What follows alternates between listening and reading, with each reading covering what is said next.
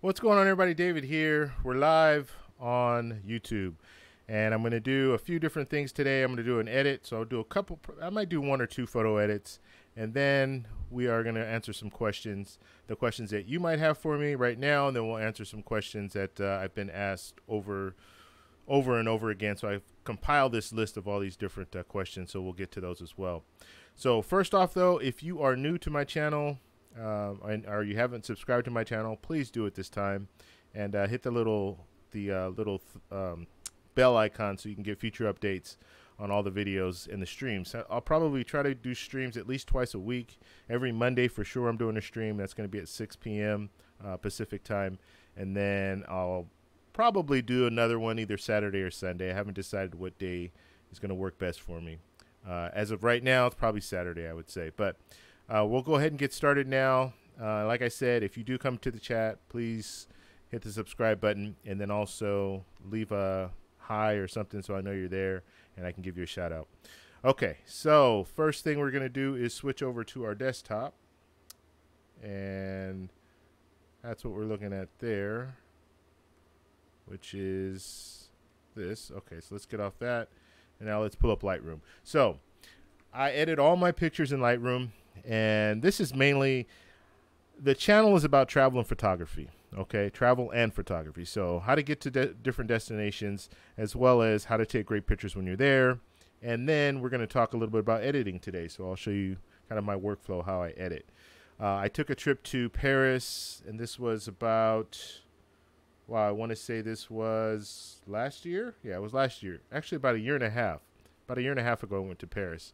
And I still have pictures that I haven't edited. I edited some, and then you kind of you start going on other trips, and I've been traveling for the last, that was my first, that was kind of my inaugural trip.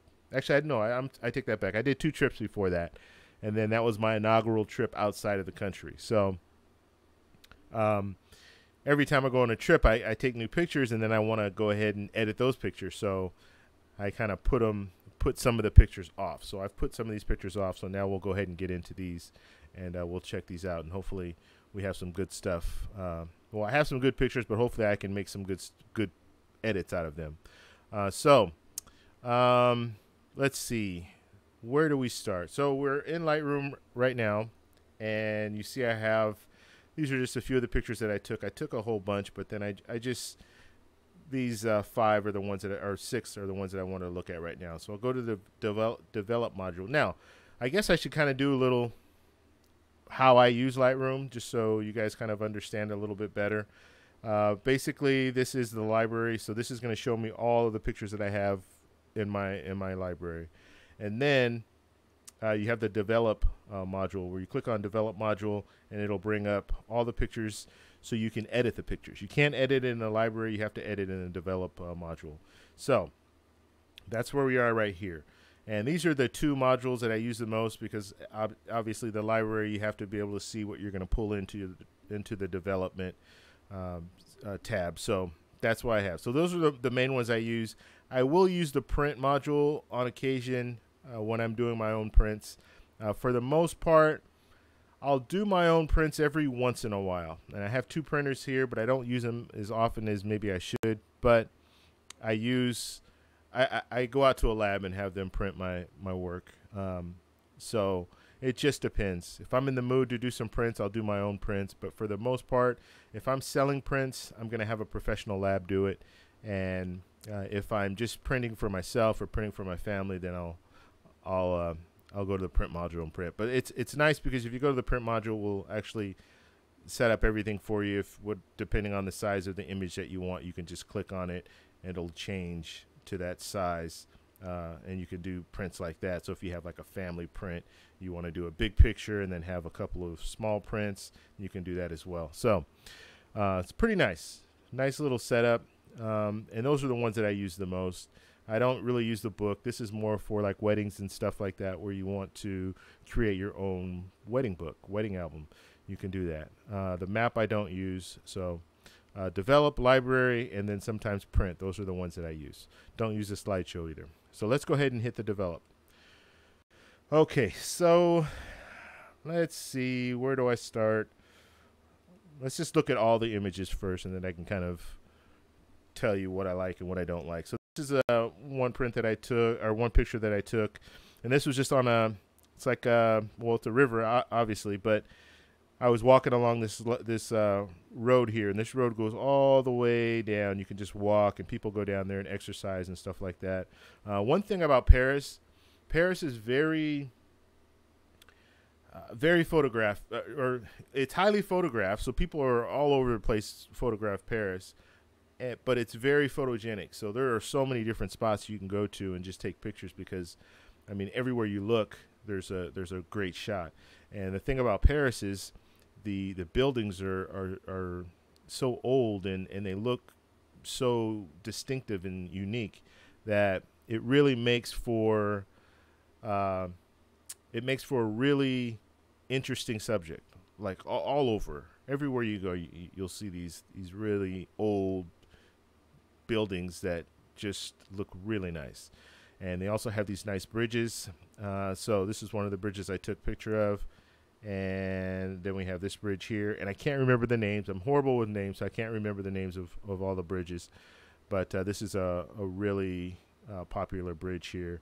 And then down in the corner here, you have this little restaurant. So they have these little boats that have restaurants on the boat. So I thought that was pretty unique, and that's generally this is not uncommon. There are a lot of boats that are sitting right on the lake that have restaurants in them. Then you also have the boats you can take like a tour and take the boats underneath the bridges.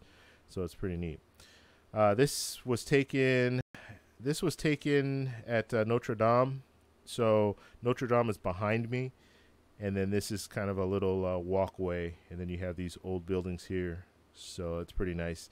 Very dark picture that I took here, so I really underexposed it, but I was trying to expose for these lights. And one thing that you want to really focus on, if you can underexpose, that's better than overexposing. Because if I underexpose, now I still have detail on these lights, and I can keep this detail here, and then I can just open it up. And I believe, yeah, okay, yeah. So I can open it up, and I can get most of this stuff. I can get some of the detail back on here. And obviously it depends on what kind of camera you're using. If you're using a camera that has better capabilities, then when it comes to ISO and noise, if it handles it better, then you'll be able to really bring all this information back. So that's that picture there. And then we have, let's see, we have another picture of the bridge. This is the same bridge as the other bridge that I showed you earlier. Very dark image again, a little underexposed, but that's the way you want it. If you look right here, you see this kind of streak right here. This is a boat going underneath the bridge. So that one's nice. And then we have, let's see here, another one. Now just bear with me because it will be a little bit slow. And that's mainly because of the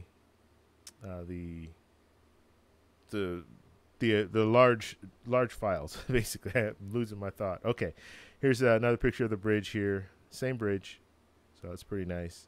And then we have the Eiffel Tower here. So we have the Eiffel Tower. Okay, so let's see. Which one do I want to edit? So I'll probably, let's do this one. I like this one. I think I can bring out a lot of the colors. Let's see, this one or this one? One or the other here. Okay, this one looks nice as well.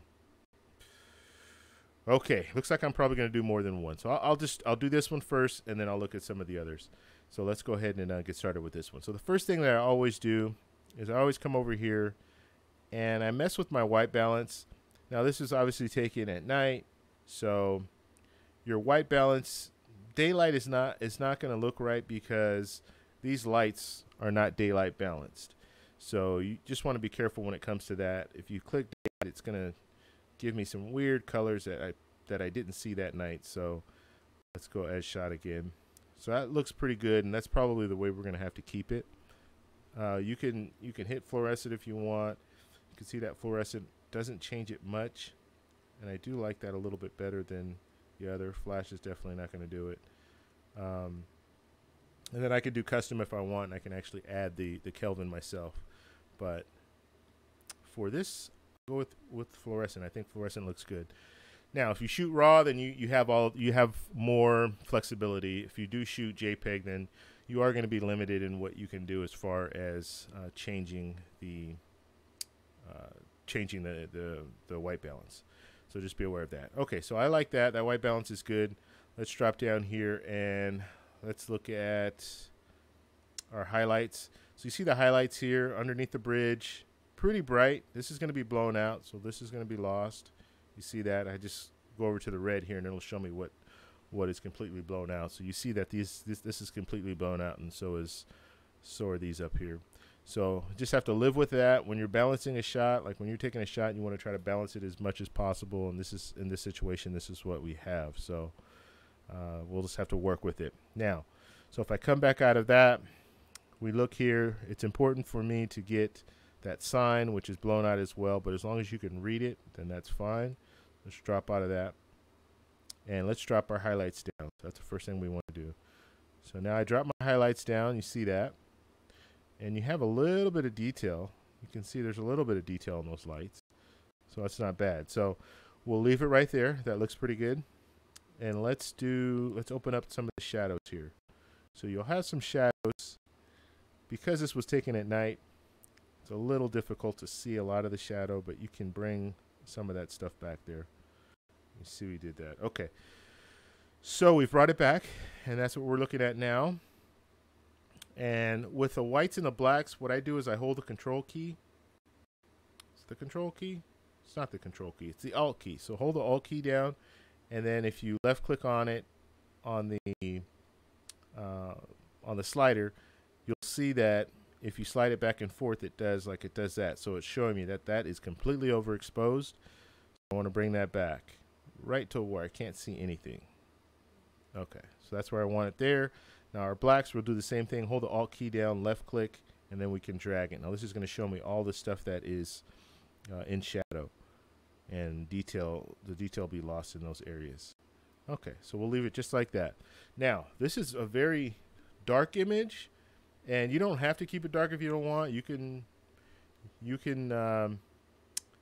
increase the exposure here, and I can work on that, and I'll just look.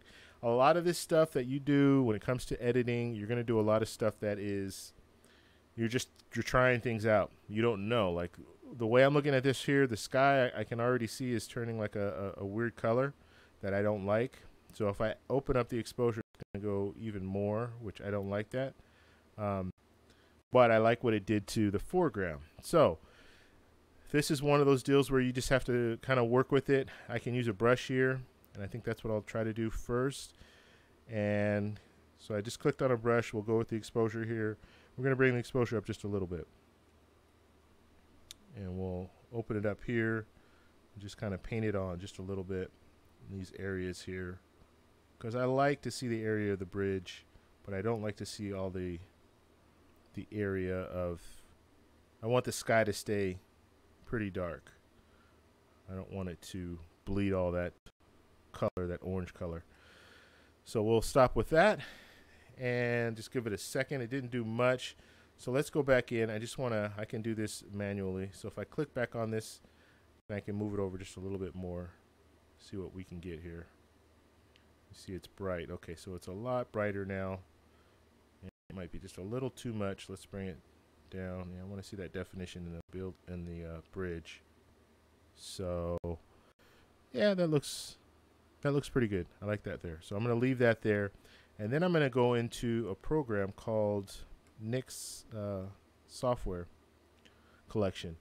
So if I go to photo here, then I'll come down. Now this is an add-on that you'd have to get.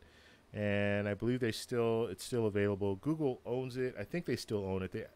I heard that someone bought them out, but I haven't gotten any more information on that. So you'll have to check. If you go to Google and click on Nik software, you might be able to find it there. It was free at one time, but when I got it, I had to actually purchase it, and this was years ago. So if it's still free on Google, I would definitely get it. If not, then you in the right direction where it is. Then at that point you could just go ahead and pick it up. For landscape photography, even for even for weddings and things like that. This is a great piece of software because it has a lot. I don't know why it's a lot of people don't use it, but it has so many features and it allows you to do a lot of things that you would normally do in Photoshop. You can do it on here, so you don't have to go over to Photoshop. So the sky is what I want to work on now. You see it's a little kind of an off color there. So if I click, and these are just control points. So if I click on that control point there, I can mess with this a little bit, and I can drop the contrast down just a little bit. Now you see the middle of this circle. The middle of this circle right here is the control point. So it wants to control everything that's that same color. So that's what I'm working on, and it shouldn't mess with this foreground element, the bridge. It shouldn't mess with that too much. It should really just focus on that background color. Okay, so let's see our brightness. We want to drag that down a little bit because the brightness is way too bright. Okay, so that looks good. Now, if I hit Control and D, then I can just make a duplicate of that. So I don't have to do the same thing over and over again. I can just click Control D and it will do that for me. Just make a duplicate. And then I just drag it around. Now you see I've darkened the sky, and I like that a little bit better. This control point, drag over just a little bit. Now, like I said, this control point is reading what's in the sky. It's reading that dark color. Now if I were to drag this over here, you see now it's reading what this is, and it will adjust to whatever that is and darken it to that level. So we don't want to do that. We want just a control point in that area there. So we'll leave that there. That looks pretty good, but there's information right here that's missing that you can't see. So I want that information to come in too. So I hit a control point for that. Now this is a separate control point. So this will allow me to add some structure. Now when I add structure is, it's kind of like the HDR effect where it gives it more detail. You'll see what I'm saying when I click on it. So let's just go. Usually when I edit, I like to drag all the way to the end to see how far it will go, and then I drag back from there. So you see what it does. It really brings out more definition. So if I drag it back just a little bit, that looks pretty good. Then what I do is hit Control D again, and usually I'll hit it 3 or 4 or 5, 6, 7, 8 times, and then I'll just drag those control points throughout the rest of the image and just kind of move them in different areas that I think it needs to be, different areas where I need to place it. And we'll just bring it all the way down that bridge there. There you go. And then in the background here. Now, actually, what I want to do is let's move it over here. And then we'll do a separate control point for that area here. So we'll do another control point, and we're going to add some more structure to that area. Control D, and move it over. Control D again, move it over here, and then we'll do one more. Control D, and move it over. Okay, so we have all that. Let's drop this control point down here, and you can also change the circumference, the area that you want affected. So there. All right, so that looks good. Now, once I'm done with that, let's see, I want to move this up here. Once I'm done with that, then I can go ahead and save it. When I click save, what it will do is it will process this image in Nik software, and then it will bring it back over to Lightroom. So I don't have to do anything. All I have to do is do it on here. Now, if I mess up and I don't like what I'm seeing, I can always hit cancel, and it will just bring it right back to Lightroom, and there won't be anything changed. Now, the one of the best features of this software, of this add-on, is once I do this, it's going to give me a separate image. So it will duplicate the image, update it, and put it in Lightroom. So it's not going to change the image that I had in Lightroom before I transferred it over. So that's really big, because you don't want to be in a situation where you edit the image and now you don't like it, and then you want to go back and start over again. You don't want to be in that situation. So here, if you look down at the bottom here, This is the 1 of 2, and this is 2 of 2. Okay, so this should be my finished product here. And I always get confused, so I'll look back and forth just to make sure. Okay, so that is not it. So this should be it. Okay. Yeah, this is it. All right, so you can see the difference. I'll go back and forth here. It's a little slow, so just bear with me. So that's before, and that's after. So just subtle, not that much, but you can see a little subtle change there, and you definitely can see the sky is darker than it was before. So let's come out of that. Okay. So now once we've done all that, one thing that I'm looking at that I'm not liking, it's too orange for me. So now that I've messed with the image, this is a JPEG, kind of a JPEG sent back. So my white balance is not going to be, it's going to be harder for me to do white balance at this point. Okay, because it's not going to give me all the different features. You can do auto, and it will give me something like that. Which looks better, but I still want a little bit of that. Now, if I remember correctly, it was just a little warmer than this. So that's a little bit better. So that's what I like. So, and you can always do this too. If you come down here, you want to see the before and after. You want to think, okay, you know what? I don't know if I did it right, if I did it the way I wanted to do it. What did it look like before? So if you want to see that, just click the Y here, and it will open up 2 there. So here's your after, here's your before. You can see this is much more, there's more yellow in this, there's less yellow in this. This is more like how it looked. So if you just click on that, it will do that for you. And then you just click back here, and it brings it right back up. So now you can see the full picture. So one thing that's bugging me too is it looks like the horizon's off just a little bit. So I'll move that over. And all you do there is just click on this crop tool, and then go up to the top here, and you see the 2 arrows, so it'll let you move it around there. All right, so we have that. All right, so that looks pretty good. So the way I see this image, I see the leading lines. I like the leading lines starting up here, and then kind of drawing you into the picture here. The main focus, though, for me really is the bridge. However, the lines are drawing you kind of away from the bridge. So just think about that too when you take pictures. You want, if this is your main subject, you really want things to be drawn into. You want lines to lead into the main subject. This is not the best composition, but it works. I mean, you kind of get the point. You start from left to right, you look in, and it makes a nice image.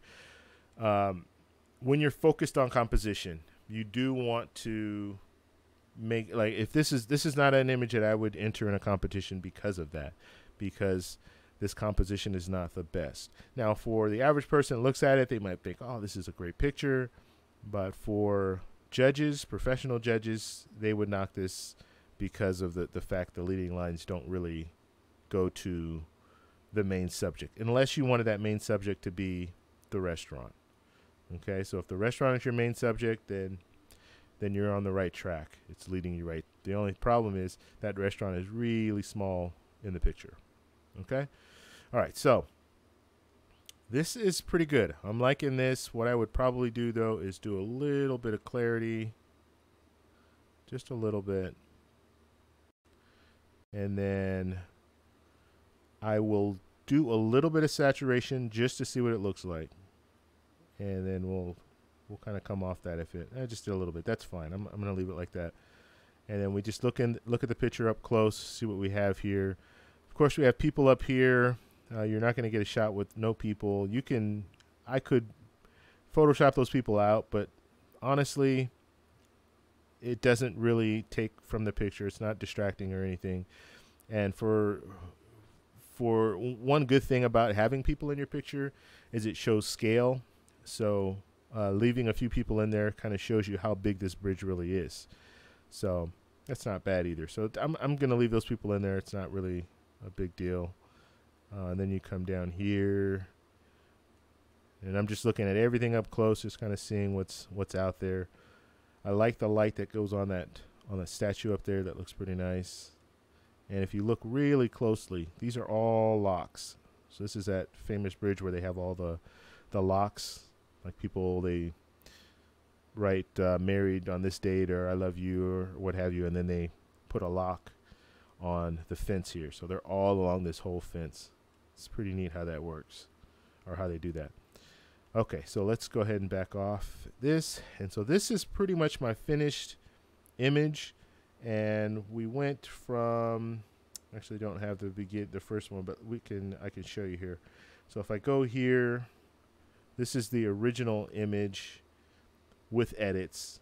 So what I'll do is I'm going to reset this image, and then we'll see what it looked like. Okay, so this is what it looked like before. This is your before image. You see how dark it is, and you can see the colors. I kind of brought the colors back to this because this is more natural. You see the sky is very dark, which is good, but once you start messing around with it, that's when you open up the sky and change the colors. So let's look at the after now. Okay, so this is the after. This is a completed image, and you can see the detail and all that. So I think it looks pretty good. I like it. I like the way that turned out. Okay, let's skip over. I want to do one more, and then we're going to go over some questions, and then we will call it. So let's do, let me look at this image here. Okay, this is Eiffel Tower. Obviously, everybody knows the Eiffel Tower. And one thing that I learned about Paris is it's a very hazy,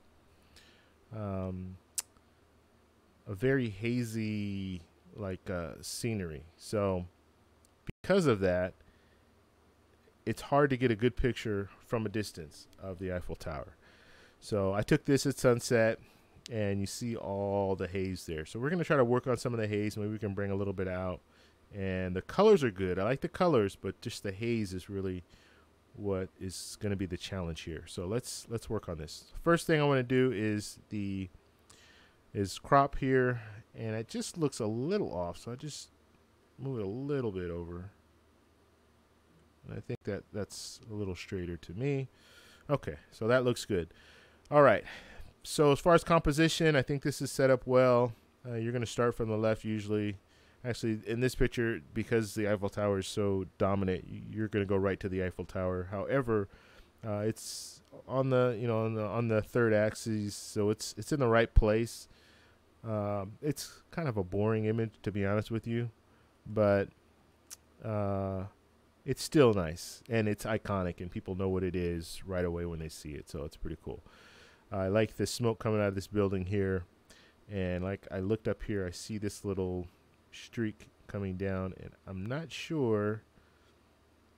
I think now I shot this from a window, but the window was open, so not sure what that is, but we'll go ahead and get rid of it because it is a distraction.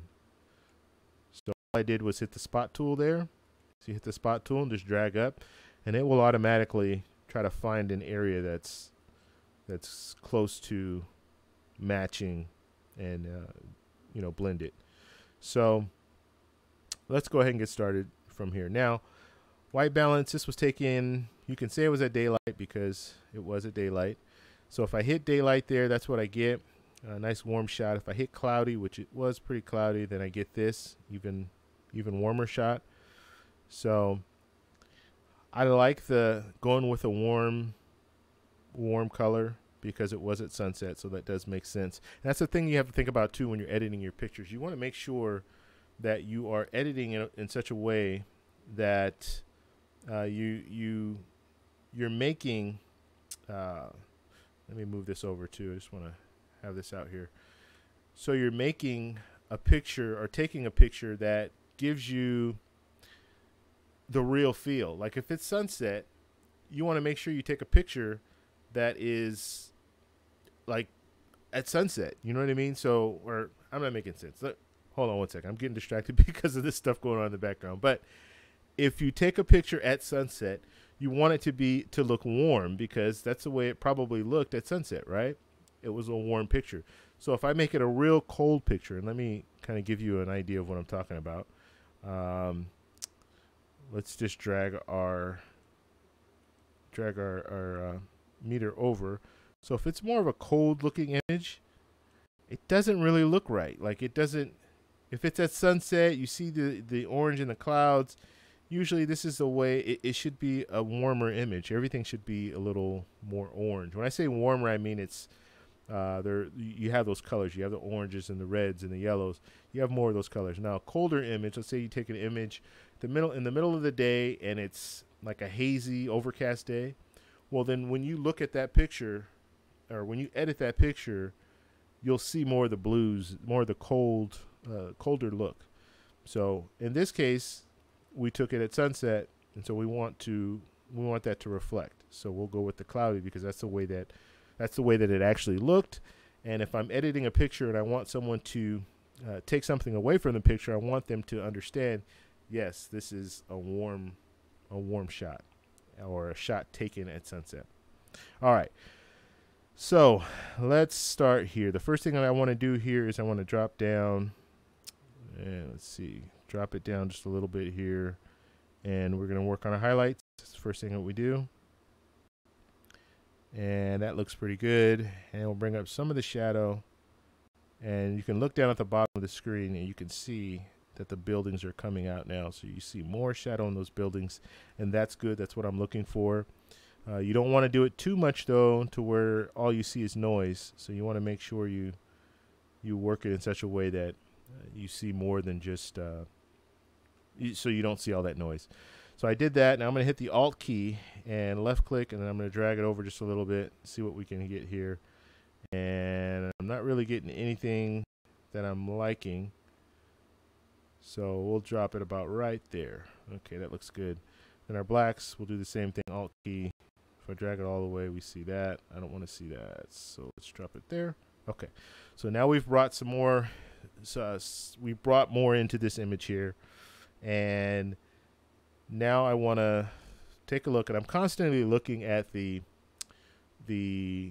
noise, because I don't want to have too much noise in a shot. If I do, then it really messes it up. You can do some noise reduction at the very end, so a little bit of noise isn't bad, but if you have a lot, it just doesn't really look good. One thing I want to do here is I want to drop this, add a little bit more contrast, just a little bit. Okay, that's good. So that is looking pretty good. You can do a little bit on the clarity side. Now, my focus here is I want the Eiffel Tower to stand out a little bit more. Okay, all that haze is really getting to me. So if I go all the way down to the bottom, and Lightroom has this now on their newer versions of Lightroom, they have this thing called dehaze.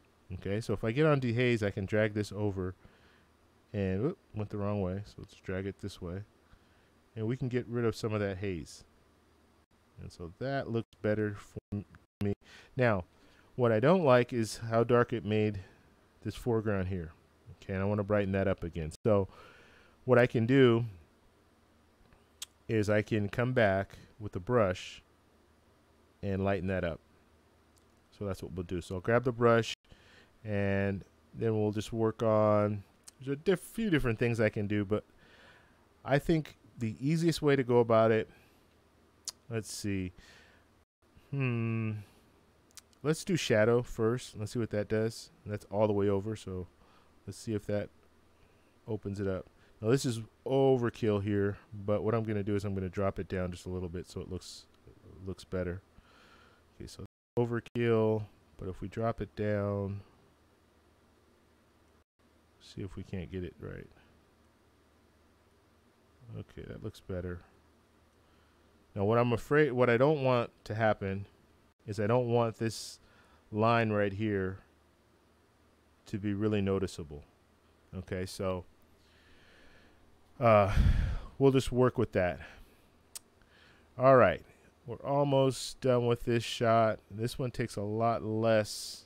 It's a lot easier to work with.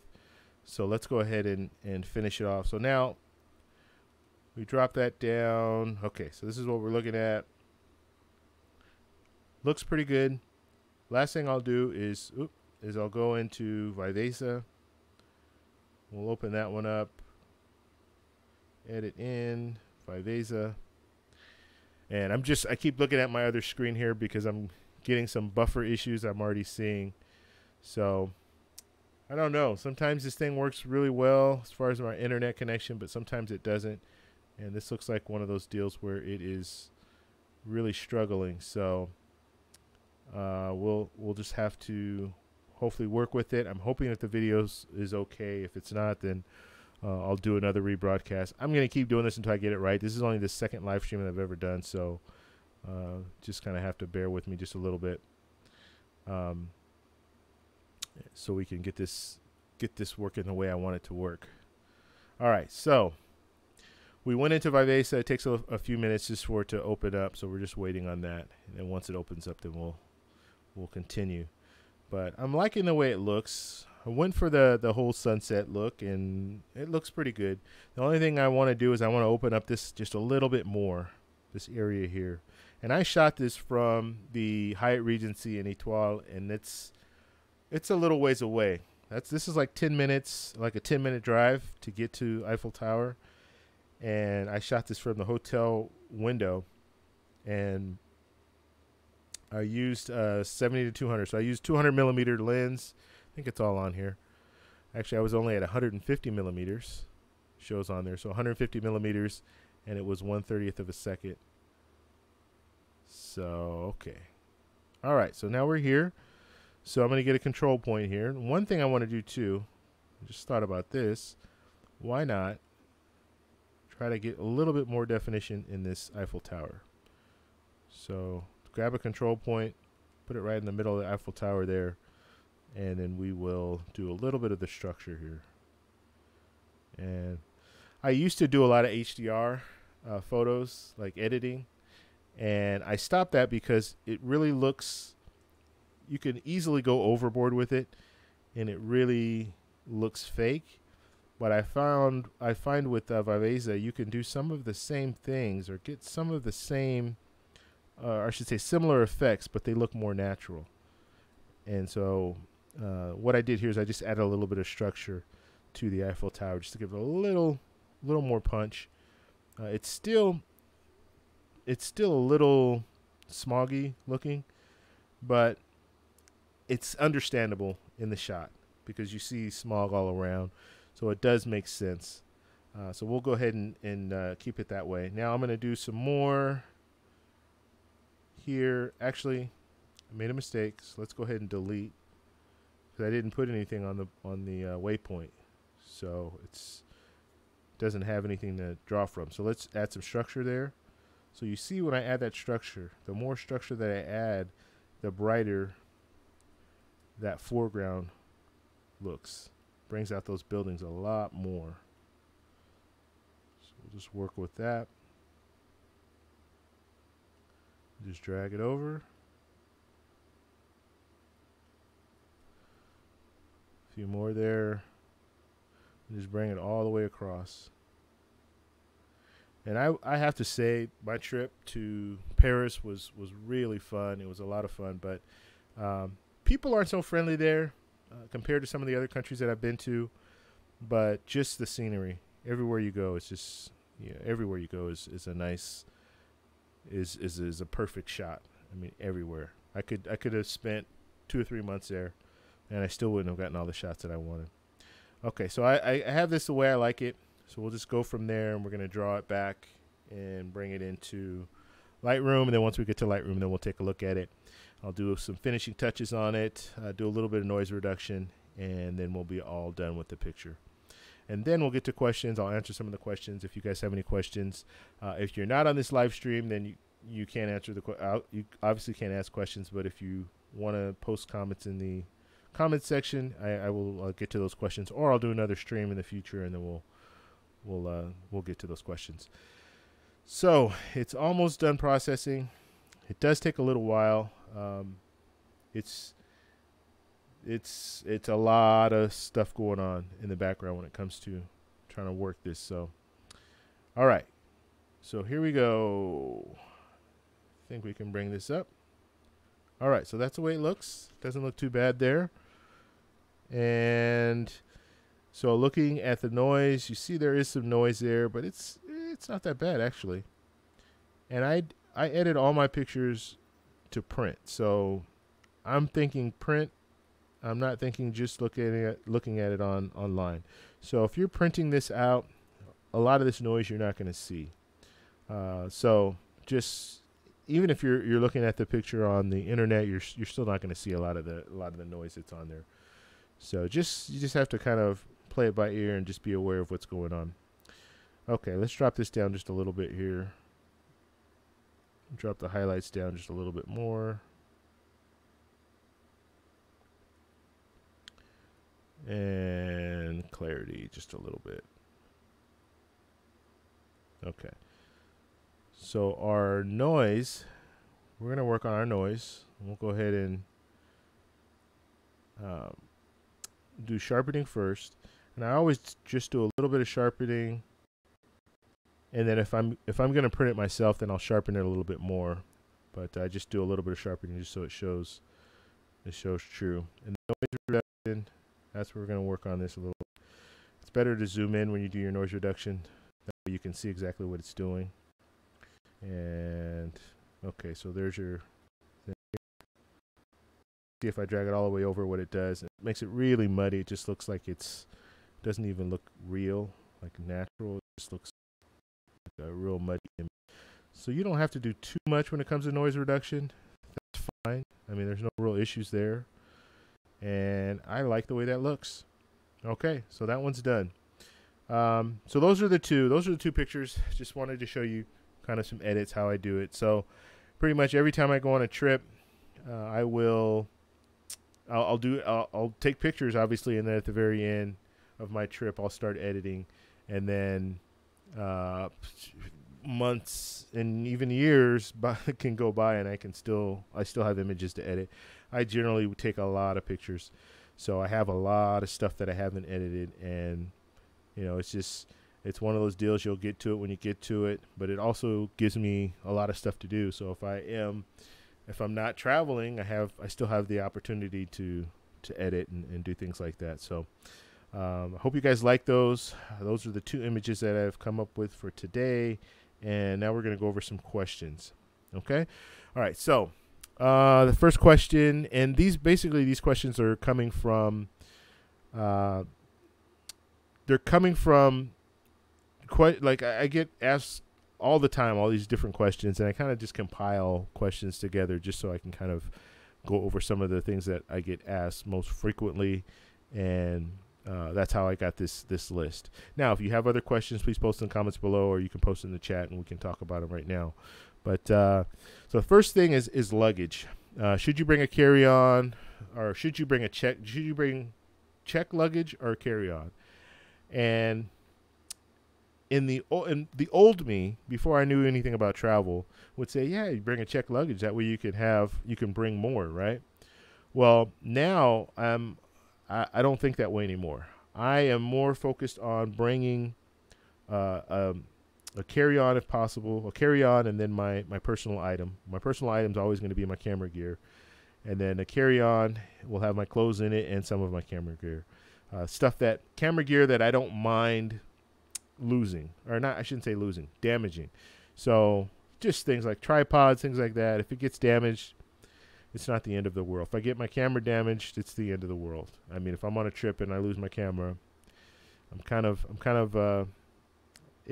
done when it comes to that. What do? I have to buy another camera or what have you. I do have my cameras insured, so I can get another camera, but it kind of defeats the purpose of me going traveling if I don't have a camera to take pictures. So I usually keep the cameras with me, and then I'll have my carry-on. And the reason why I say I would put some camera gear in my carry-on is because you might be in a situation where they tell you, hey, you need to check your carry-on. So if they tell you need to check your carry-on, now you have to have your carry-on go underneath the plane, and God knows what could happen to it at that point. So I'll put the tripod and just things that I don't mind being damaged. I can always buy a tripod when I'm in the city, wherever I'm traveling to. Okay, so nowadays I'm against bringing checking my luggage. So I won't bring a big piece of luggage. I will bring the smaller piece of luggage. And you have to understand too, depending on who you're flying with and depending on if you have a Travel Rewards credit card with the airline, let's say American Airlines, a lot of times they'll give you that free bag, which is great. But if you don't have that, then you're going to have to pay a baggage fee. So, and that can add up. I mean, you fly up, you might have to pay $25. You fly back, you might have to pay another $25. The way I start thinking about things is this: if I pack for 5 days in a carry-on and wash my clothes while I'm there, then that still equates to less than if I pay $50 to bring another piece of luggage. So that's how I think about that. Generally, I mean, I'm going to be honest with you. I have maybe 5 or 6 different like sets of clothes anyway that I wear like on a normal basis. I might bring some dress pants and a couple of nice shirts when I travel, and then bring everything else that I would just normally wear on a day-to-day. So if you think about it, I mean, in a 7-day period, you probably wear generally the same clothes every week. I mean, I don't know. That's just me. I'm a guy. I understand. For a lady, it might be a little different, and you might want to bring more. But for a guy, I pretty much wear the same style of clothes everywhere I go. So I will bring enough for 5 days, and then I will wash my clothes when I'm there. If I'm staying in Airbnb, that's the best scenario because they usually will have a washer dryer. I can wash my clothes right there. If I'm staying at a hotel, then I can use their cleaning service if I want. If I'm staying in a city that's pretty expensive like an expensive city where the hotel charges you an arm and a leg to wash your clothes, then I might go to a laundromat. I mean, they're there. You can go to a laundromat, wash your clothes there.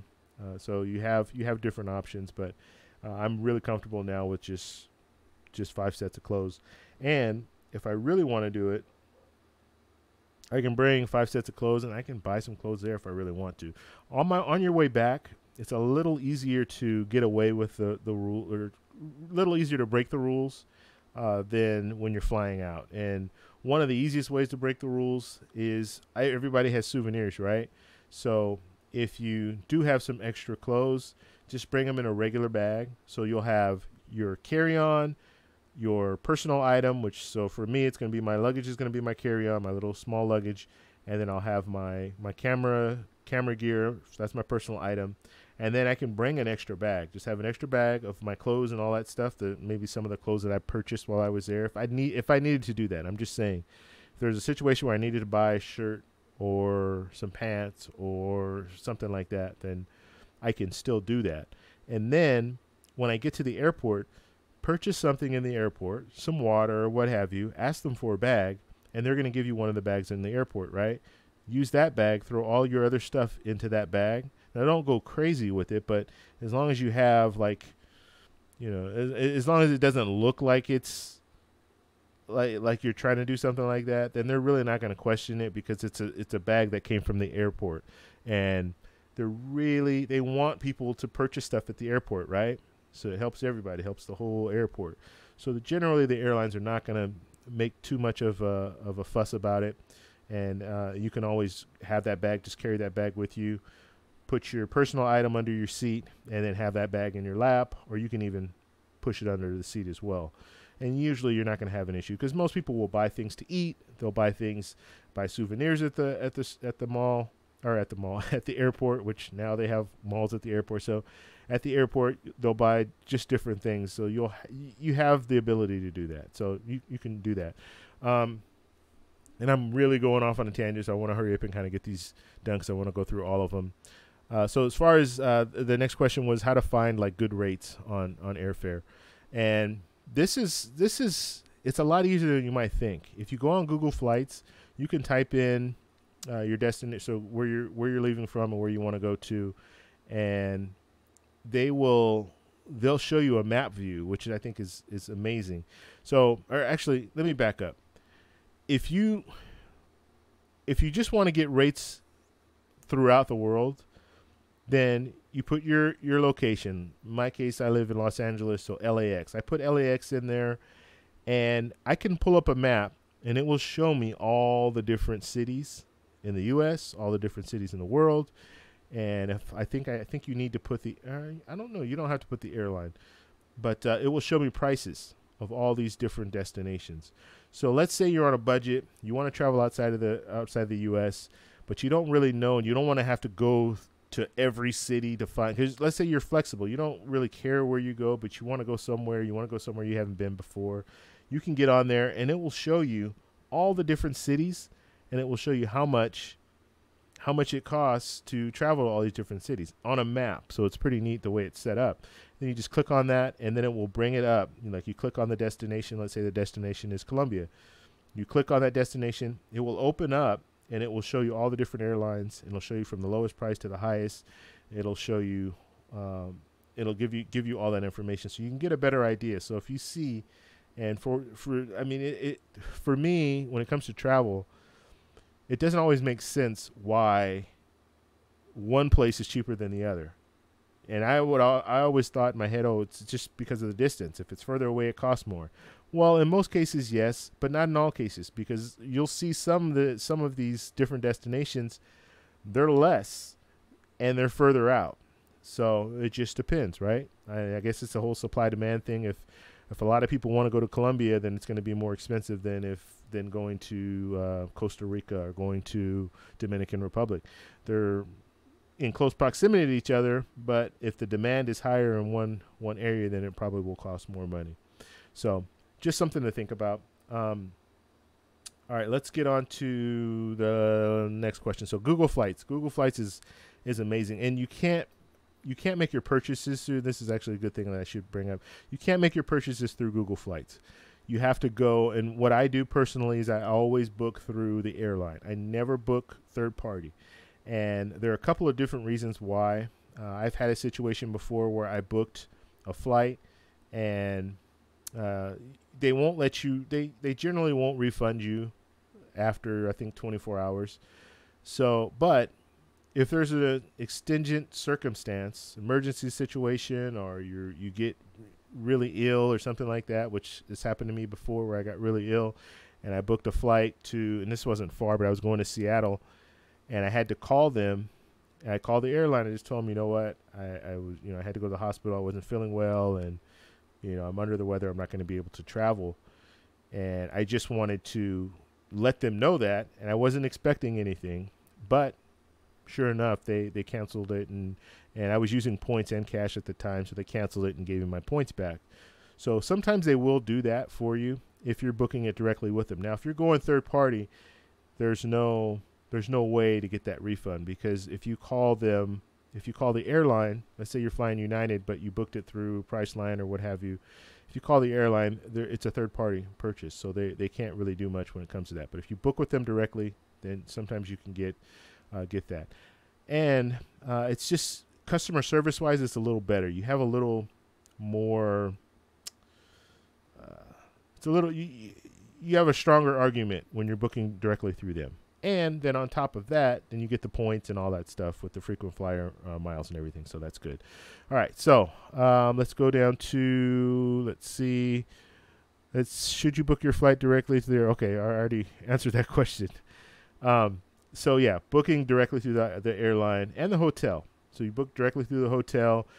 One thing that the mindset that you should have, and I know there are a lot of different sites out there, Expedia, Travelocity, all these different sites where you can book through them, and they're good if you don't want to have to do all the work.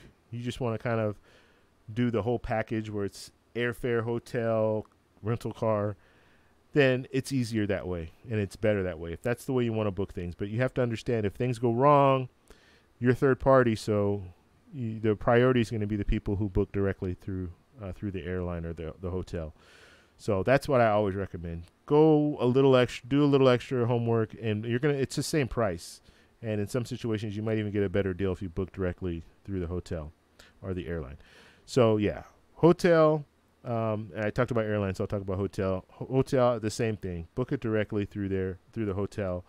You just have a little bit more leeway, and you're also accruing points. So if you have the frequent stay program, if you sign up for their membership, or if you have the frequent flyer miles, when you're purchasing through those directly through them, they're giving you points each time. So then you'll be able to use those points to fly for free or to stay for free. So just think along those lines. I know like hotels.com is another site that people will use to book everything through. They have their own little program where if you stay so many times and you'll get a free room. It's honestly, if you're booking through a hotel, you make a commitment to stay at one hotel chain, you're going to accrue points a lot faster and be able to stay for free a lot easier. And if they see you're a part of their program, then that's when they can give you the little upgraded room or free breakfast and things like that. Okay, so let's go down to, Airbnb or hotel. All right, so I recently stayed at my first Airbnb. That was a month and a half ago, and I loved it. I absolutely loved it.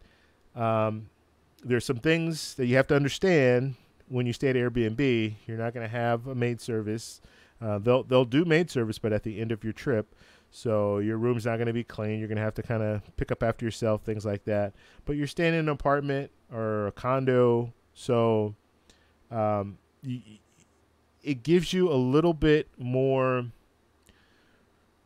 It gives you feel like you're living there. That's the way I felt. You're not in a hotel where hotels don't feel like you're actually living there. You're not in the community. You're kind of in, set up area in the hotels. I was when I went to Medellin when I stayed in the Airbnb, but we were like in the community. You get out, you walk out and you're like in a community, right? You can walk around and you can find different areas that are not really like a tourist area. Generally, the hotels are going to be in tourist areas. So if you stay in Airbnb, you're not really in that tourist area. But the biggest thing that you can get from Airbnb is you're staying. You usually will have a kitchen, and you usually will have a washer dryer, and those are huge. So you don't have to eat out every night. Or with my routine, when I go, I usually don't want to get up early, so I'll usually wake up around 9 or 10. And it's just nice if you've gone to the store prior to and you can make your own breakfast and you don't have to, so you can get your day started that way and then go on your day and do whatever. And you can bring food back. You don't have to worry. I mean, you can cook for yourself is what I'm saying. So it just makes it a little more convenient because of that. And then the washer dryer. If I'm staying at Airbnb, I'm going to make sure they have a washer dryer. Washer dryer is huge because now I can just bring my carry-on luggage.